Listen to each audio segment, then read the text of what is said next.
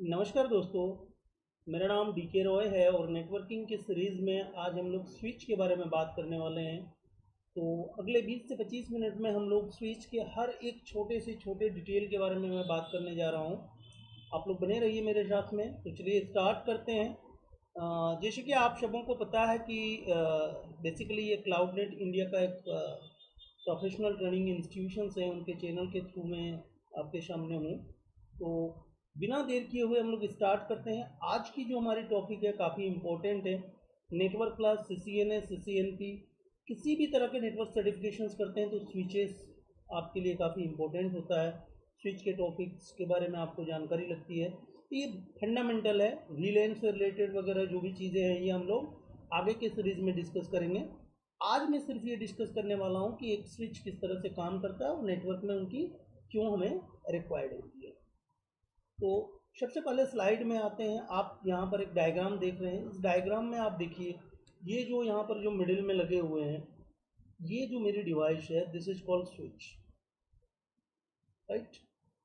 और इस स्विच के साथ में यहाँ पर हमारे PC1 PC2 PC3 PC4 इस तरह से अलग अलग डिवाइसेस मेरे इंटरकनेक्टेड हैं। डिवाइस कनेक्ट होने का मेरा प्राइमरली पर्पज़ यही है कि हम लोग चाहते हैं कि एक डिवाइस दूसरे डिवाइस को कोई भी तरह का डेटा इंफॉर्मेशंस एक्सचेंज कर सके, भले वो फाइल हो, वीडियो हो, चैट हो, किसी भी तरह के इंफॉर्मेशंस को एक्सचेंज कर सके।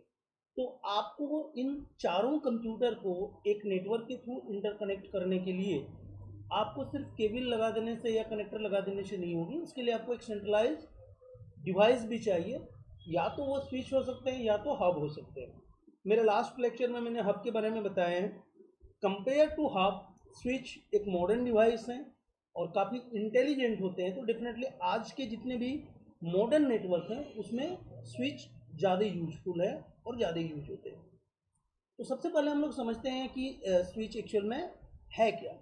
तो स्विच एक सेंट्रलाइज हम लोगों का डिवाइस है जो number of and user devices को या अदर नेटवर्किंग डिवाइसेस को, जब मैं एंड यूजर बोल रहा हूँ तो उसमें PC हो सकते हैं, लैपटॉप हो सकते हैं, आपके कोई सर्वर हो सकते हैं, ठीक है।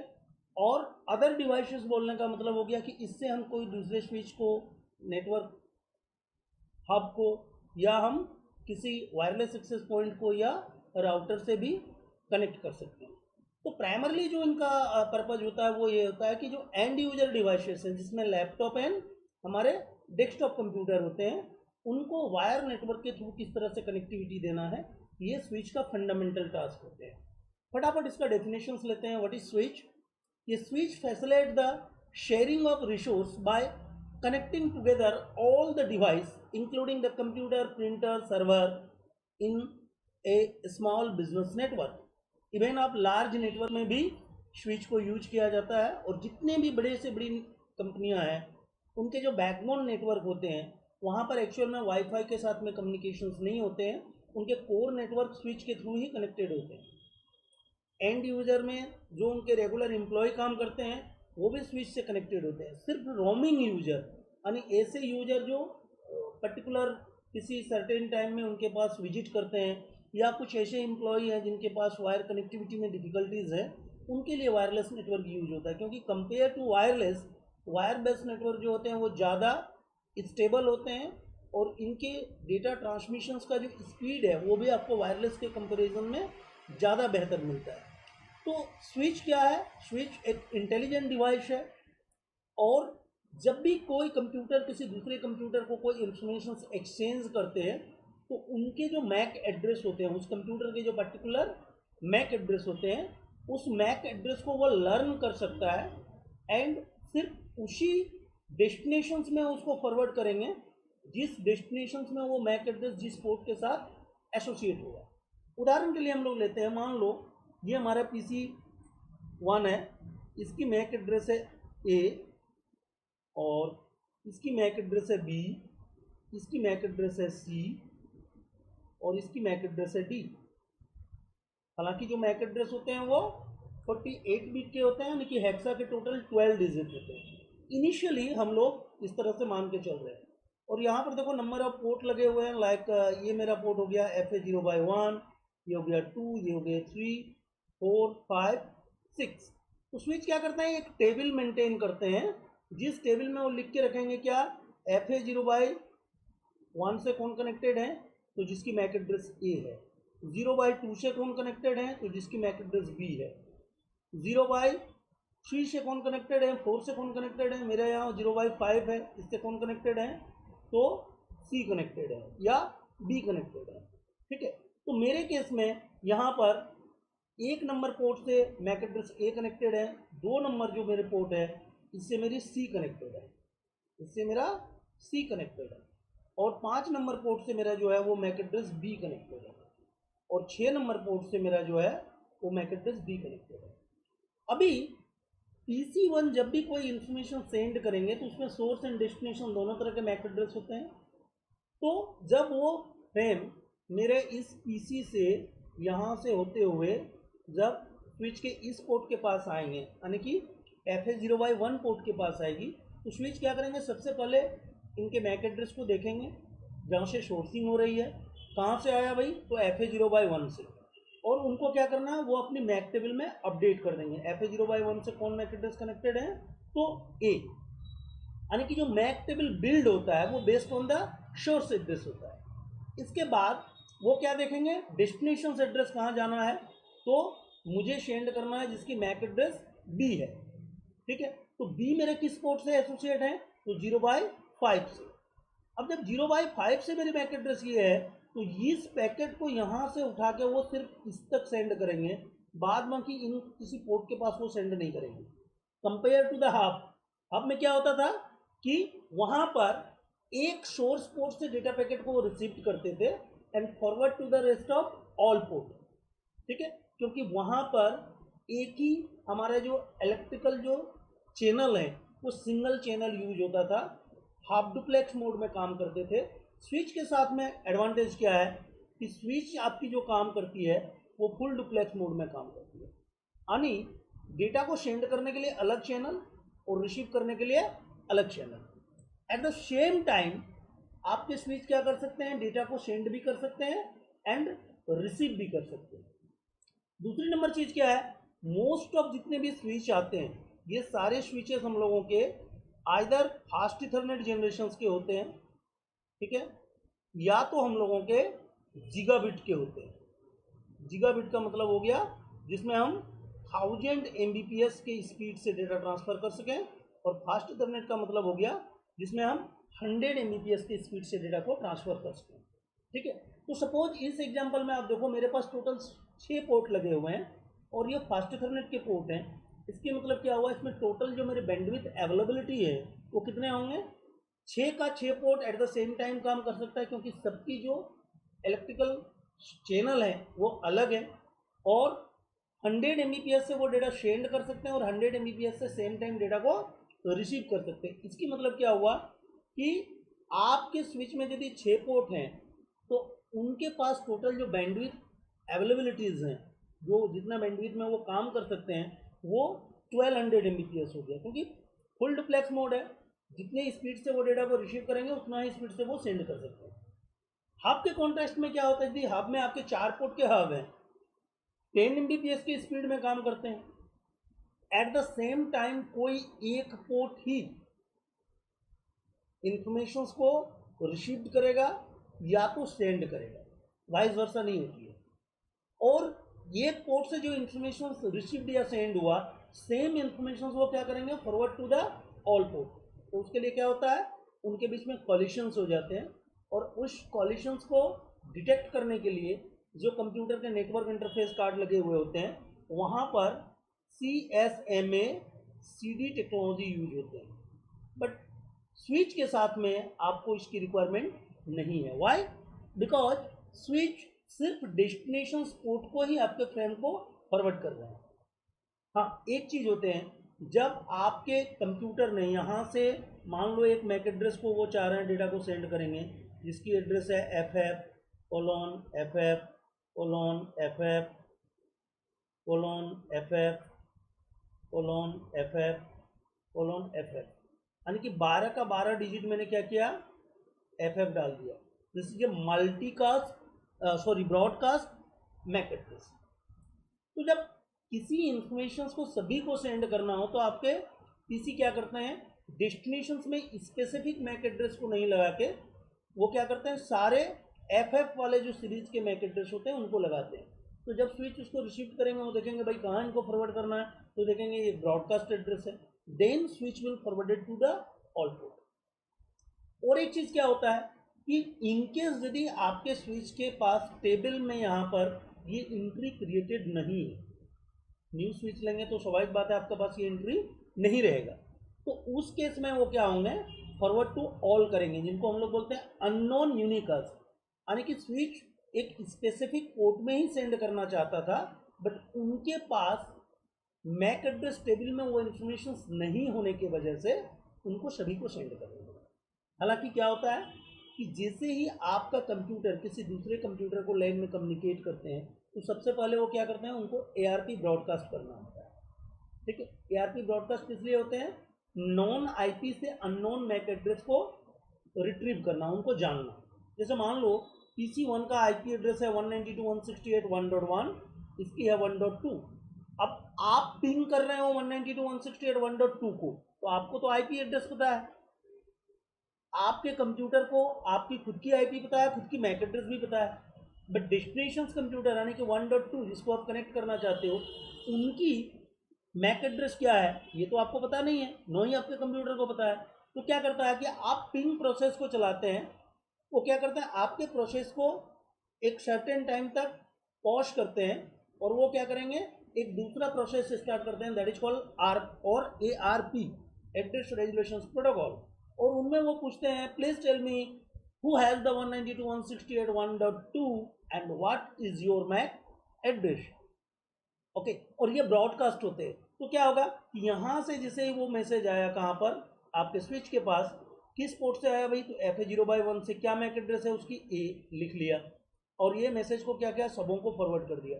अब मान लो वो मैसेज इसके पास भी आया, इसके पास भी आया, इसके पास भी आया, और इसकी जो IP एड्रेस है वो है 192.168.1.2। तो ये लोग क्या करेंगे, ये लोग इनको कोई रिस्पॉन्ड नहीं करेंगे, उनको पता है कि मेरी एड्रेस अलग है और वो किस एड्रेस को पूछ रहे हैं, 1.2 के लिए।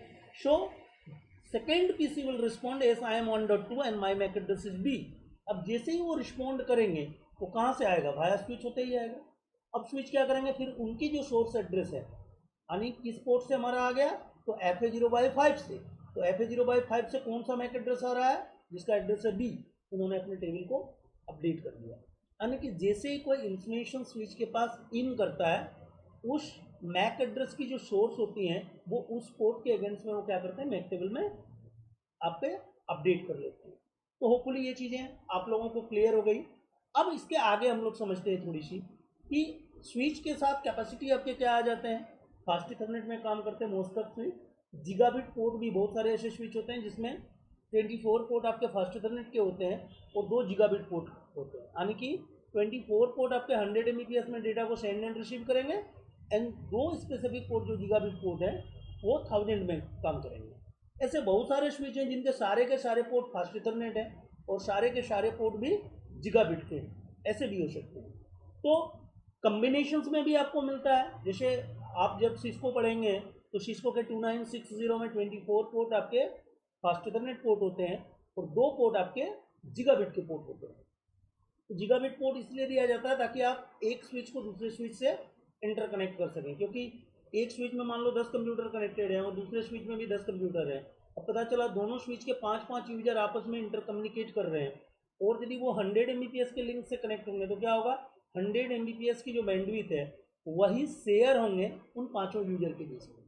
इसका मतलब क्या होगा कि आपकी जो बैंडविड्थ है आपके PC से स्विच तक 100 Mbps है, बट बीच की जो रास्ता है वो 100 Mbps 5 यूजर में शेयर हो रहे हैं, वो स्लो हो जाता है, इसलिए जिगाबिट पोर्ट दिया जाता है। ठीक है, तो वो डिपेंड करता है बेसिकली आप कौन से स्विच लेंगे इसके ऊपर में डिपेंड करता है। प्राइमरली आपको ये मान के चलना है कि आप जब मल्टीपल कंप्यूटर को एक नेटवर्क में फॉर्म करोगे तो आपके पास हब एंड स्विच इन दोनों में से यदि विकल्प दिया जाए तो आपको ऑलवेज स्विच को चूज करना है। हालांकि प्रैक्टिकल आज के रियल टाइम में आप जाएंगे तो बहुत रेयरेस्ट ऑफ रेयर आपको कोई मिल जाए जहाँ पर कोई हब यूज करता हो, अदरवाइज कोई आज के दिन में हब यूज नहीं करता है। But as a network engineering students या कंप्यूटर साइंस से रिलेटेड आप कोई भी सर्टिफिकेशंस कर रहे हैं और उसमें नेटवर्क का आपका टॉपिक है, तो आपको हब के बारे में भी पता होना चाहिए, स्विच के बारे में भी पता होना चाहिए। तो ये कुछ बेसिक चीज़ें हैं जो मैंने आपको बताया। अब थोड़ा सा आगे बढ़ते हैं, नेक्स्ट पॉइंट में आ जाते हैं। देखो, स्विच ने एक पैकेट को सेंड किया और वो पैकेट सबके पास नहीं गया। कहाँ गया? ओनली मेरा डेस्टिनेशन के पास गया। Why? By the help of this table. एक बार बैक करता हूँ। अब देखो, यहाँ पर ये मेरा फ्रेम है, मुझे सेंड करना है इसको। यहाँ से जिसे मैंने इनको सेंड किया, अब ये पैकेट कहाँ पर गया? ओनली मेरे पीसी बी के पास गया, नॉट टू पीसी सी और D. That is the advantage of switch.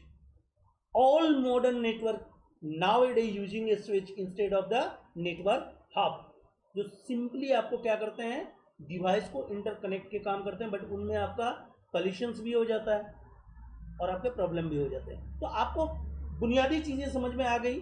अब आपको समझना है कि यहाँ पर यदि 6 पोर्ट है तो हर पोर्ट अपने आप में एक कॉलिशंस डोमेन है, यानी कि किसी का किसी के साथ में कोई कॉलिशंस नहीं होना है। तो आपको यदि ये क्वेश्चन पूछा जाए कि स्विच में 6 पोर्ट लगे हुए हैं, then how many is collisions domain, you always answer 6 collisions domain. 24 port लगे हुए हैं, 24 कॉलिशंस डोमेन, यानी कि उनके जितने भी पोर्ट लगे हुए हैं अपने आप में सब एक इंडिविजुअल कॉलिशन डोमेन है, किसी का किसी के साथ में कॉलिशन नहीं होना है। लेकिन यदि कोई एक मेरा ब्रॉडकास्ट फ्रेम आती है या मल्टीकास्ट फ्रेम आती है, तो उस सर्कमटेंस में क्या होंगे, आपके स्विच भी उनको सारे पोर्ट को सेंड करेंगे।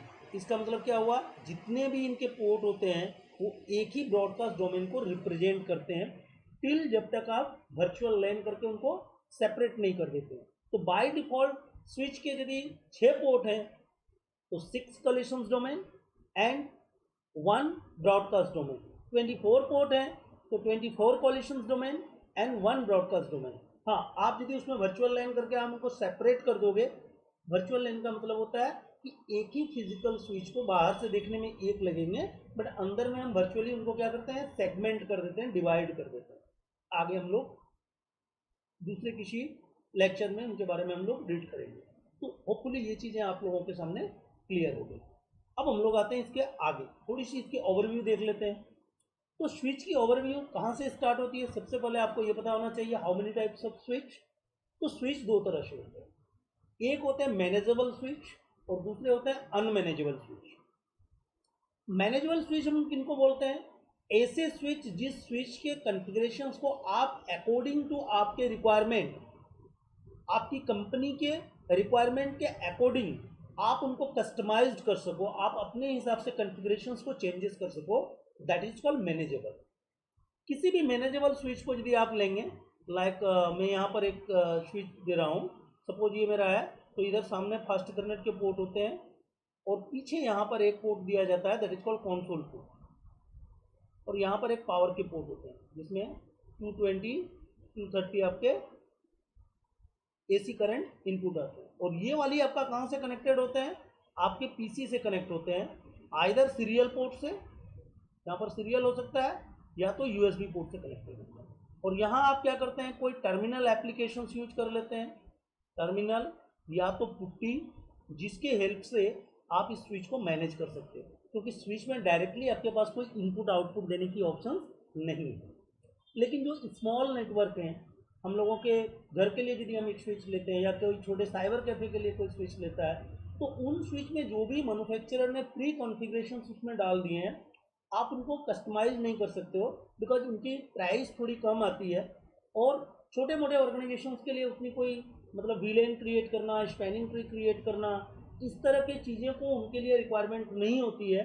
ठीक है, पोर्ट का आपका सिक्योरिटी देना, इथर चैनल क्रिएट करना, तो ये सारी चीज़ें उसके अंदर में नहीं होती है।